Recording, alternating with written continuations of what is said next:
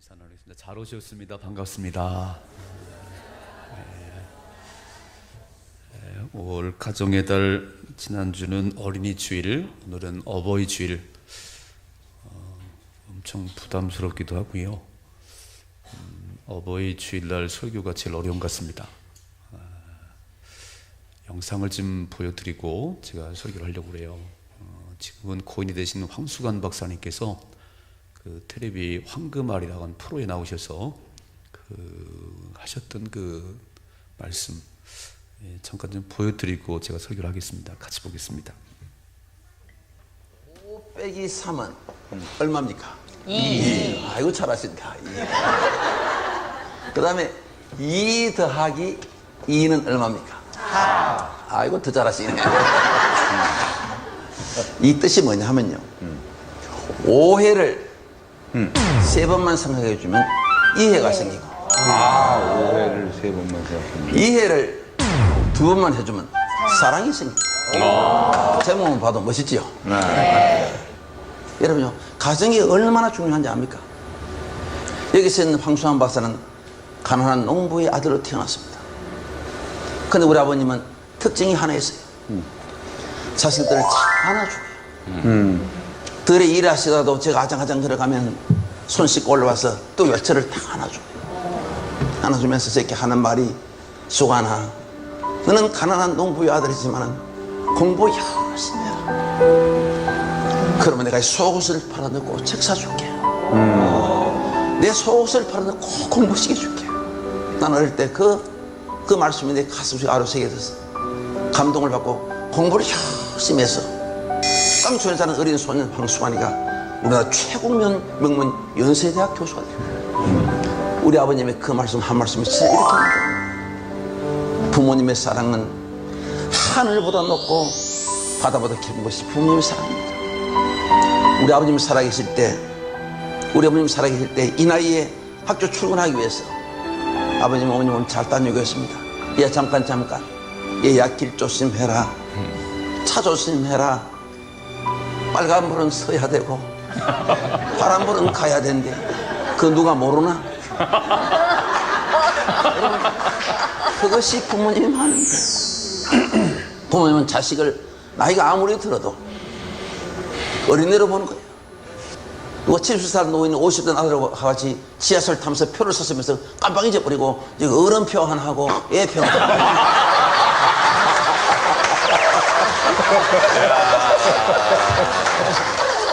맞아요. 자식은 나이가 아무리 많아도 어린애로 보는 거예요. 설날아침에는 가정에 대청마루에 83세 된 아버지하고 53세 된 아들하고 마주 앉아 있었습니다. 마침 창가에 까치 한 마리 나왔습니다. 아버지가 물었습니다. 얘야 저게 뭐냐? 아버지 까치예요. 그래 오냐 고마워. 두 번째 또 물었습니다. 얘야 저게 뭐냐? 금방 까치라 했잖아요. 오냐 고맙다. 또 세 번째 또 잊어버리고 또 물었습니다. 여러분 나이 많으면 여성 부부는 정신이 왔다 갔다 합니다. 얘야 저게 뭐냐? 금방 까치라 했잖아요. 그것도 못 알아먹어요. 그 소리를 아버지는 너무너무 서러웠습니다. 너무너무 서러워서 방으로 들어갔습니다. 들어가서 옛날 일기장을 꺼내왔습니다. 그 일기장은 제가 33살 때 일기장이었습니다. 밖에 나와서 제 아들하고 읽어보라 했습니다. 그 일기장에 이런 글귀가 써 있습니다. 3살짜리 내 아들과 마루에 마주 앉아 있었다. 마침 창가에 까치가 나왔다. 3살 먹은 내 아들이 나에게 물었다. 얘야 저게 뭐냐? 얘야 까치란다. 내 아들은 연거푸 23번을 물었다. 아까 저거 뭐야? 아까 저거 뭐야? 나는 23번을 까치라고 답을 하면서 내 마음이 왜 이렇게 즐거운지 몰랐다. 그래서 사랑하는 내 아들을 너무 귀여워서 품에 안아 주었다. 여러분요, 아버지는 자식에게 3번 물었는데 자식은 화를 냈는데 자식은 부모에게 23번 울었는데 그 자식이 사랑스러운 거예요. 여러분, 그것이 부모님입니다. 그 부모님이 오래오래 살아계세요. 여러분, 부모님을 살아계실 때 고맙게 잘하십시오. 한 번 가면 다시 못 만난 것이 부모님입니다. 부모님 살아계실 때 고맙게 잘하십시오. 제가 인터넷에 글이 하나 올라왔는 것을 여러분들 한번 읽어드리겠습니다. 제목이 시아버지의 문자 메시지. 내게는 특별한 두 개의 핸드폰이 있습니다. 한 개는 내 것이고 다른 하나는 하늘나라에 계신 시어머니의 것입니다. 제가 시부모님께 핸드폰을 사드린 건 2년 전 두 분의 결혼 기념일에 커플폰을 사드린 것입니다. 문자 기능을 알려드리자 두 분은 며칠 동안 끙끙대시더니 서로 간에 문자도 나누게 되었습니다. 그러던 시어머니께서 갑자기 암으로 돌아갔어. 유품 가운데 핸드폰을 며느리인 제가 보관하게 되었습니다. 그리고 한 달 정도 지난 무렵 아버님이 아파트 경비 일을 보러 가신 후에 띵동 하고 어머니 핸드폰으로 문자 메시지가 들어왔습니다. 여보, 오늘 야간 좁니까? 저녁을 어머니랑 맛있게 드시고요. 순간 나는 놀랐습니다. 혹시 어머니 돌아가신 충격으로 아버님께서 치매 증상이 온 것이 아닌가 하는 불길함이 몰려왔습니다. 그날 밤 또 문자가 날아왔습니다. 여보, 추운데 이불 덮고 잘 자구려. 사랑해요. 남편과 나는 그 문자를 보고 눈물을 흘렸고 남편은 좀 더 지켜보자고 했습니다. 그날 저녁 우리 식구는 아버님이 사오신 동태로 매운탕을 끓인 후 소주 한 잔과 함께 아버님이 하시는 얘기를 묵묵히 들었습니다. 아직도 너희 어미가 문을 열고 들어온 것 같구나. 그냥 내 어머니랑 했던 대로 문자를 보낸 거란다. 답장이 안 오더라. 그제야 내 어머니가 돌아가신 것을 알았다. 너희 내외가 내가 이상해진 것인 줄 알고 내 눈치를 보며 아무 말 못했던 것도 다 안다. 미안하다 얘들아. 그날 이후 아버님은 어머니 핸드폰으로 다시 문자를 보내지 않았습니다. 하지만 요즘은 며느리인 제게 문자를 보내십니다. 지금 나도 아버님께 문자를 보냅니다. 아버님, 빨래하려고 하는데 아버님 속은 어디에 숨겨두었어요? 이상입니다.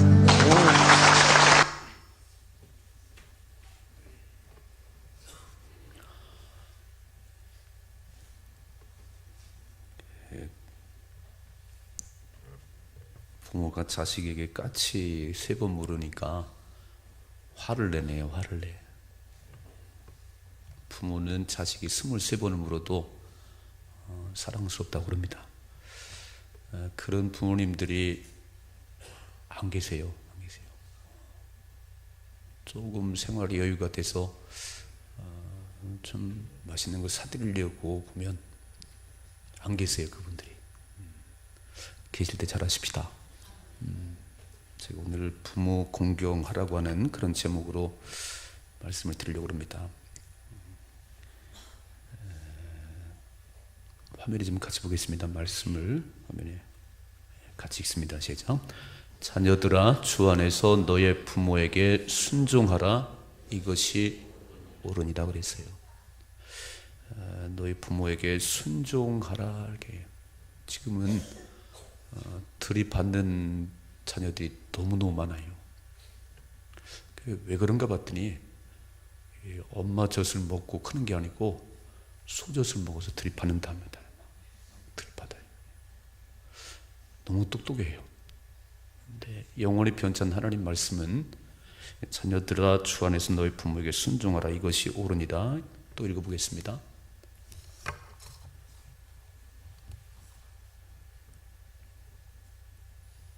같이 읽겠습니다. 시작. 내 아버지와 어머니를 공경하라. 이것은 약속에 있는 첫 계명이니 이로써 내가 잘되고 땅에서 장수하리라 그랬습니다. 두 가지 얘기를 좀 드리고 싶어요. 하나는 부모에게 순종하라는 말씀이고, 또 하나는 공경하라고 하는, 이 부모를 공경하라. 이것이 약속이 있는 첫 계명이고, 내가 땅에서 잘되는 비밀이 거기 있다고 말씀합니다. 복을 받고 싶지 않은 사람 누가 있겠어요? 지금도 복 받는 길이라면 뭐래도 합니다. 장독대에 물을 떠놓고도 빌기도 했고요. 큰 나무나 큰 바위를 보면 필요되면 복을 줄까? 자식이 잘 될까? 한없이 했어요. 이렇게. 그런데 복을 받는 길을 아셔야 되고 복이 오는 통로를 알아야 됩니다. 복의 근원은 하나님이십니다. 복의 근원 대신 하나님의 말씀을 따라 살아야 복이 오는 것이지, 복도 안 주는, 복도 줄 수 없는 그런 길을 가면 갈수록 더 어려워지는 거예요. 오늘 말씀하시요, 자녀들아 주 안에서 너희 부모에게 순종하라고, 그리고 내 아버지와 어머니에 공경하라고, 이것이 땅에서 잘 되고 복을 받는 길이라고 말씀하십니다. 제가 성경을 봐도 또 사람들을 봐도 큰 일을 한 사람들은요, 한결같이 다 효자예요. 불효자가 없습니다. 한결같이 성경에도 위대한 인물들은 다 효자예요. 여러분, 이삭, 아브라함의 아들 이삭, 번제물로 들 때 모리아산에 가서 아버지 아브라함이, 그때 이삭이 한 14살 됐어요. 칼을 들어서 죽이려고 그러는데 그냥 누워있어요. 아니 14살이고 아버지 아브라함은 114살입니다. 그냥 걷어차면 그 아버지 아브라함이 나가 떨어질 거 아니에요. 미쳤어요. 막 칼로 죽이려고 그러게. 안 그랬어요. 그냥 순종했습니다. 그런 이삭을 하나님이 엄청 축복하셨습니다. 오늘 본문의 말씀 잘 보시면 그 창세기 6장부터 노아에 관한 이야기가 나와요. 세상에 사람들이 많아졌는데 너무 생각이 악하고 계획이 악하고 너무 죄로 가득해서 하나님께서 볼 수가 없답니다. 그래서 홍수 심판을 했습니다. 노아에게 방주를 만들려고. 그래서 노아와 세 아들 그리고 며느리들 8식구만 살았어요. 홍수가 그치고 이제 다시 일상으로 돌아가는데 그 땅에는 노아 아내 그리고 세 아들 자부들 8명이 살아가는 겁니다. 또 시간이 흘러가면서 사람들이 많이 생겨났어요. 오늘 말씀 보니까 노아가 포도 농사를 짓고 그 포도를 얼마나 많이 따먹었는지 취해서 뻘거벗고 누웠다고 되어 있습니다. 노아도 그런 때가 있네요. 이 포도를 많이 따잡으셨는지 뭐 포도즙 만들어 드셨는지 취해서 벌거벗고 누웠어요. 그 누가 제일 먼저 봤냐면 셈, 함, 야벳 가운데 둘째 아들 함이 봤습니다. 벌거벗고 누운 아버지를 보고 좀 덮어드리면 얼마나 좋겠어요? 그 광경을 보고 나가서 형 셈에게, 동생 야벳에게 아버지 벌거벗고 누웠다고 얘기를 했어요. 사실입니다. 사실을 얘기했어요. 그랬더니 셈과 야벳이 옷을 가져다가 뒷걸음질 쳐서 덮어드렸다고, 아버지 하체를 보지 않았다고 그렇게 써 있어요. 결과는 함은 저주를 받아서 종의 종이 되고 셈과 야벳은 복을 받았습니다. 제가 이 말씀 보는 가운데 좀 몇 가지 좀 생각하려고 해요. 첫째로, 아무도 완벽한 사람이 없다는 겁니다. 어릴 때에 아버지는요, 모든 것을 다 할 수 있는 분인 줄 알았어요. 우리 아들도 저와 함께 어릴 때 그 장난감 가게를 가면 막 집어와가지고 참 당혹스러웠습니다. 저는 그때 개척교회를 했거든요. 장난감 가게 가서 막 장난감을 가져오는데 아버지인 내가 다 사줄 줄 알았어요. 나는 돈이 없는데, 나는 그 능력이 없는데, 우리 아들은 우리 아버지는 다 사줄 줄 알고 가졌어요. 커가면서 아버지가 돈이 없다는 걸 알았어요. 우리 아들이 커가면서 우리 아들은 아버지가 힘이 없다는 걸 알았어요. 오늘 이 방주에서 나온 노아, 한번 보실까요? 오늘 18절 말씀 본문에 그렇게 되어 있지요. 같이 한번 읽겠습니다. 18절 제작.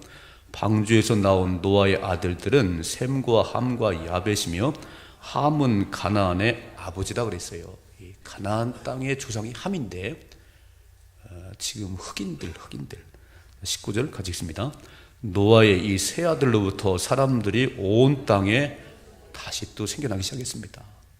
홍수 심판으로 다 죽었다가 다시 이제 또 사람들이 번져나가는데 20절 같이 읽습니다. 노아가 농사를 시작하여 포도나무를 심었더니 포도주를 마시고 취하여 그 장막 안에서 벌거벗은지다 그랬습니다. 노아는 이런 분이 아니세요. 창세기 6장에 보면 노아에 관한 기록을 성경은 이렇게 표현하고 있습니다. 화면에 다시 보겠습니다. 같이 읽습니다. 이것이 노아의 족본이라. 노아는 의인이요 당대에 완전한 자라고 했어요. 노아는 이렇게 술 취하는 분이 아니세요. 하나님께서 보시기에 얼마나 의로운지, 그리고 완전하다고 하나님 표현하셨어요. 방주를 만들려고 그래서 하나님 말씀을 따라 방주를 지었던 노아입니다. 그런데 세월이 많이 갔어요. 이렇게 세월이 많이 가서 기력이 떨어지셨는지 기억력이 약해졌는지 어찌 포도주를 드시고 벌고 누운지 모르겠어요. 젊으신 분들 젊으니까 막 힘도 있고 깔끔하고 뭐 다 할 수 있을 것 같아요. 이렇게 노인들이 조금 실수하고 그러면 못 봐주는 분도 있어요.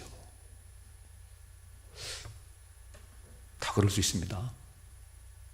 안 그랬는데요.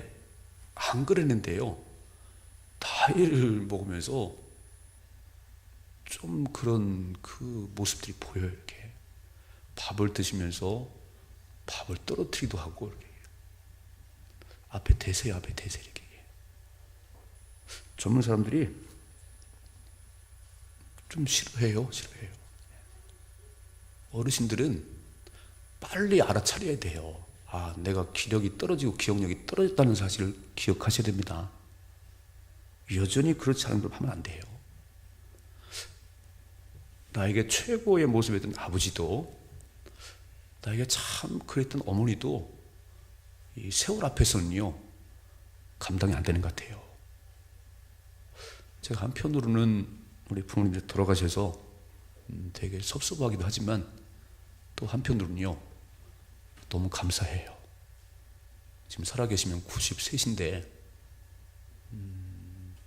뭐 치매가 왔다든지 아니면 참 불편한 모습을 제가 계속 봤다면 제가 잘 인내를 했을까? 목회한다는 이유 때문에 좀 박대하지 않았을까요? 전 목회해야 됩니다. 섭섭하기도 한데 또 한편으로는 감사하기도 해요. 감사하기도. 그래서 우리가 꼭 기억할 것은 아무도 완전한 사람이 없다는 겁니다. 나이가 들면요 좀 넘어지기도 하고 좀 젊은 사람 볼 때 왜 저런가 그럴 수도 있는 거예요. 노아도 보니까 노아도 완벽했던 노아도 이렇게 뻘거벗고 누웠어요. 뻘거벗고. 꼭 기억할 것은 나도 그럴 수 있다는 사실이에요. 그래서 늘 하나님 의지하고 살아가십시다. 노년에 하나님 꼭 붙들어 주세요. 그게 우리 기도예요. 두 번째는 오늘 말씀 보니까 함이라고 하는 둘째 아들이 벌거벗고 누운 아버지 모습을 제일 먼저 봤어요. 자, 한번 다시 봐요. 20절 같이 읽는 시작. 가나안의 아버지 함이 그의 아버지의 하체를 보고 밖으로 나가서 그의 두 형제에게 알렸다 그랬어요. 이렇게밖에 할 수 없었던가? 아니면 좀 덮어드리면 안 됐나? 근데 왜 함은 아버지 그런 적이 없는데, 우리 아버지가 완벽하셨는데, 우리 참 멋있었는데 우리 아버지가 우리 이렇게 뻘겋고 누웠는, 아마 여러 가지 생각이 들었을 것 같아요. 왜 그랬을까? 우리 아버지가 왜 그랬을까? 처음 보는 모습이라 형하고 동생에게 알려주고 싶었나요? 그런 모습 본 적이 없는데 오늘 취해서 이렇게 뻘고 누운 모습이 신기하기도 하고, 그 형하고 동생에게 얘기했는지 밖으로 나갔어요. 지금 뻘고 가만히 누워있는데 그 모습을 보고 밖으로 나가서 샘과 야벳에게 얘기를 했습니다.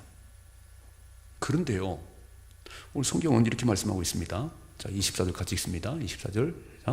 노아가 술이 깨어 그의 작은 아들이 자기에게 행한 일을 알고, 어떻게 알았는지, 술에 취해서 누웠는데 술이 깨고 나서 함이 어떻게 했는지를 알았다는 거예요. 그러면서 자, 25절 같이 읽습니다. 이에 이르되 가나안은 저주를 받아 그의 형제의 종들의 종이 되기를 원하노라 그랬습니다. 아니, 함이 잘못한 건 없어요, 그죠? 뻘겋고 누우신 분이 아버지시고 보이는 대로 얘기했는데 결과는 함이 저주를 받았어요. 제가 이 성경을 읽을 때마다 이 참, 부모님에 대해서 자식이 취할 태도는 설령 부모님이 그렇게 제공을 했을지라도, 뻘겋고 누웠을지라도 절대로 말하지 말고요. 함이 잘못한 거 없잖아요, 이게지요. 원인 제공은 아버지가 했잖아요. 그래서 뻘겋고 누웠다고 가서 얘기했는데 술에서 깬 후에 아버지 노아가 함을 저주했어요. 한번 이 말씀 좀 보세요. 화면에 같이 봅니다. 출애굽기 21장 15절 시작. 자기 아버지나 어머니를 치는 자는 반드시 죽일지니라. 자기 아버지나 어머니를 저주하는 자는 반드시 죽일지니라. 그의 부모를 경홀히 여기는 자는 저주를 받을 것이라 할 것이요 모든 백성은 아멘 할지니라 그랬습니다. 이 성경은요, 나를 낳아준 부모를 절대로 경홀히 여기지 말고, 그분이 실수를 해도 말하지 말고, 왜냐하면 내가 이 땅에 존재하는 이유는 우리 부모님 때문이에요. 하나님이 태문을 열어서 우리 어머니 뱃속에 잉태했지만 나를 10달 동안 품고 그리고 죽을 고생을 해서 나를 낳아주신 분이 어머니세요. 그러니까 육신의 부모님이 없으면 저는 이 땅에 존재하지 않습니다. 내가 존재하는 근본 이유가 부모님 때문이에요. 이해가 되세요? 이분들은 그분들이 뭐 돈이 많으시든 뭐 집이, 그거 아무 상관없이 부모란 이유 하나 때문에 자식의 존경받아야 됩니다. 아멘 좀 해요. 내가 존재하지 않는다니까요. 우리 부모님 아니면 전 존재하지 않아요. 우리 아버지가 건강하든 약하든 게 중요한 게 아니에요. 나는 그분이 아니었으면 이 땅의 사람이 아니에요. 그러니까 내가 이 땅에 존재하는 그 이유 하나 때문에 우리 아버지 어머니는 존경받아야 됩니다. 이거를 놓친 거예요. 요즘 뭐 좀 아쉽지요? 많이 아쉽지요? 같이 사는 부모, 자식 같이 사는 부모들 많지 않아요? 다 따로 사시지. 애들 불편하게 안 해주려고. 아파트를, 이름들이 너무 어려워. 이름들이 너무 어려워. 제가 볼 때는 들어갈 수가 없어요. 저도 못 들어가겠어요. 새로운 아파트 가보세요. 얼마나 뭐가 많은지 저도 헤매고 있다니까요. 어떻게 부모님이 찾아가겠어요? 오지 말라 그런 얘기지. 그냥 문 앞에 놓고 빨리 가세요. 전화를 물어봐야죠. 며느리야, 집에 가도 되겠냐? 오지 마세요. 시험 중입니다. 물어봐야 돼. 물어봐야 돼. 자식이 상전이에요. 절대 포기하지 않습니다. 돈 몇 푼 가진 게 부유함이 아니에요. 부모를 공경하셔야 됩니다. 부모를 부모로 하는 게 공경이에요.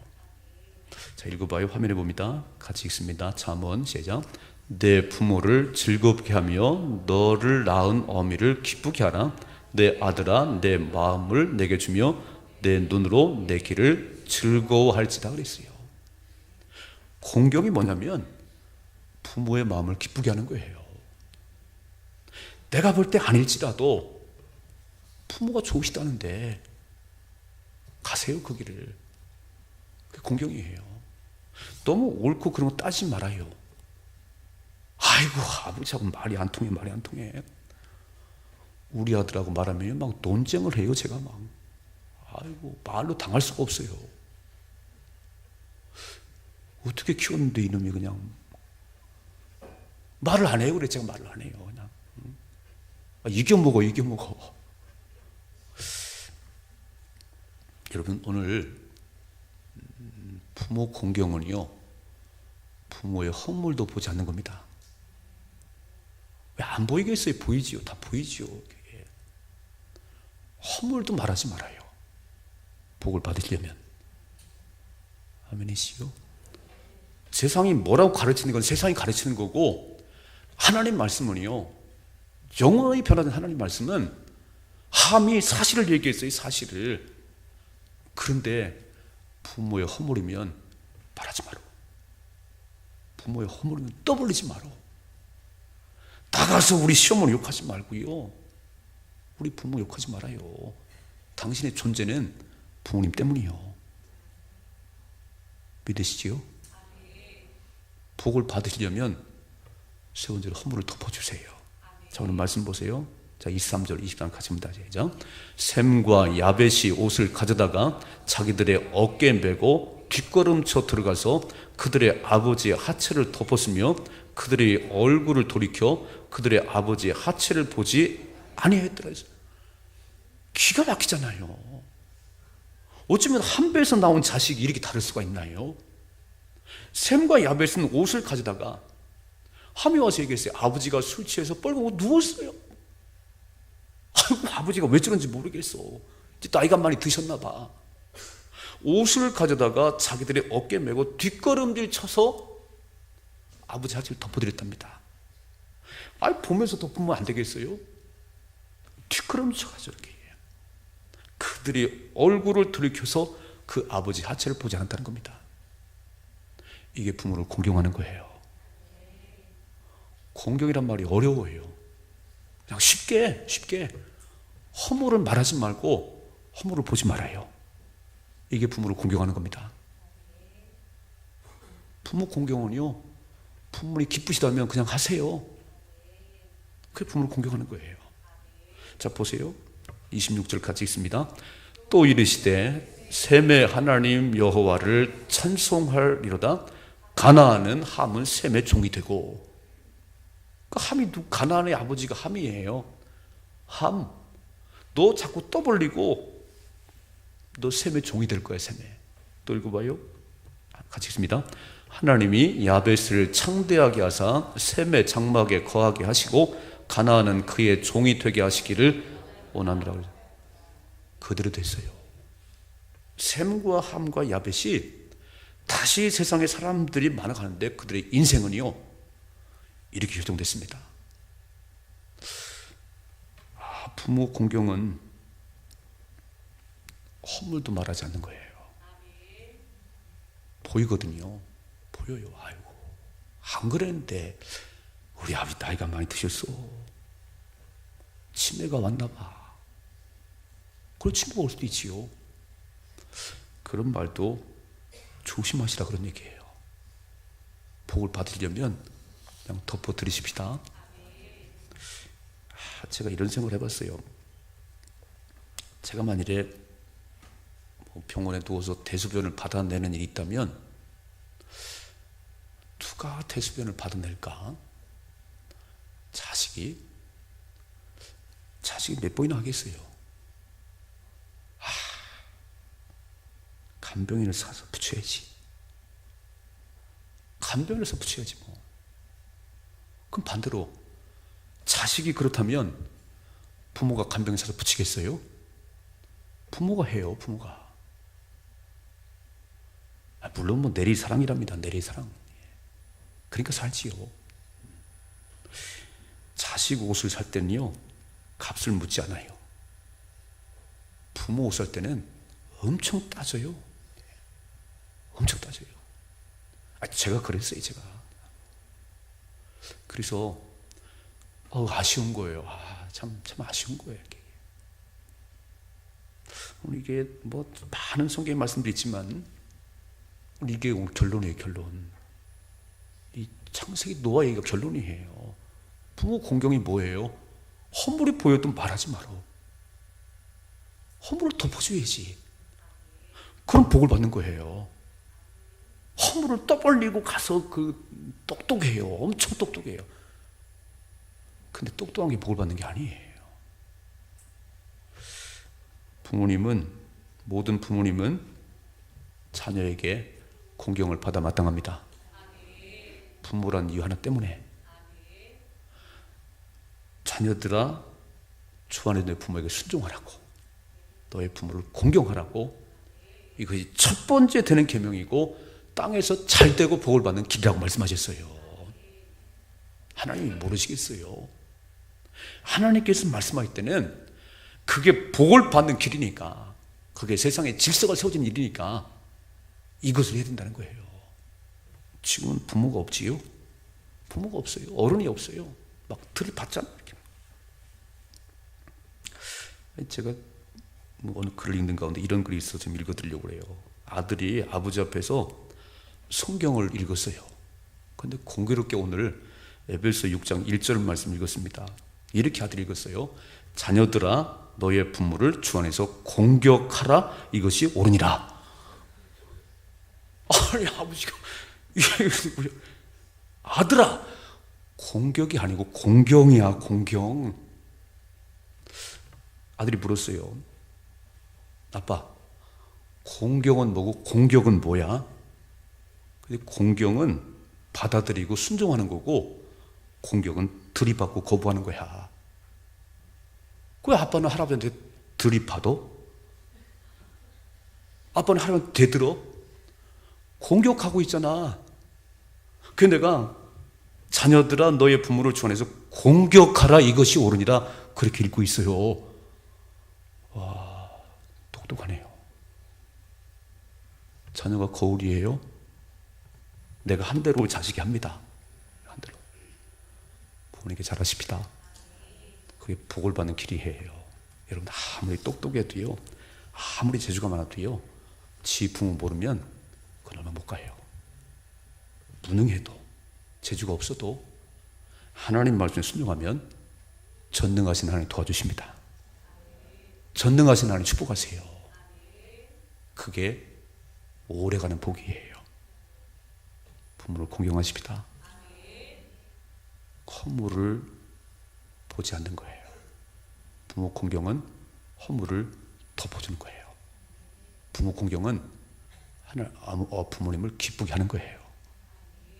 공경이 뭡니까? 사전 찾아볼 거 없어요. 공경이 부모가 뭐냐고 사전 찾아볼 거 없어요. 뜻을 몰라서 못해요. 그게 아니에요.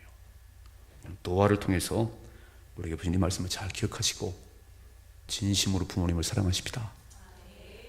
높여드리십시다. 계실 때 잘하십시다. 제가 많은 장례를 치러보면서 돌아가시고 나서 그렇게 우는 자식이 있더라고요. 잘 못한 자식이에요. 부모에게 잘 못한 자식이 제일 많이 울더라고. 막 행여를 붙들고 막 그래 봐야 소용없어요. 계실 때 잘하십시다. 복을 받으십시다. 이런 삶의 축복이 임하기를 주며 축원합니다.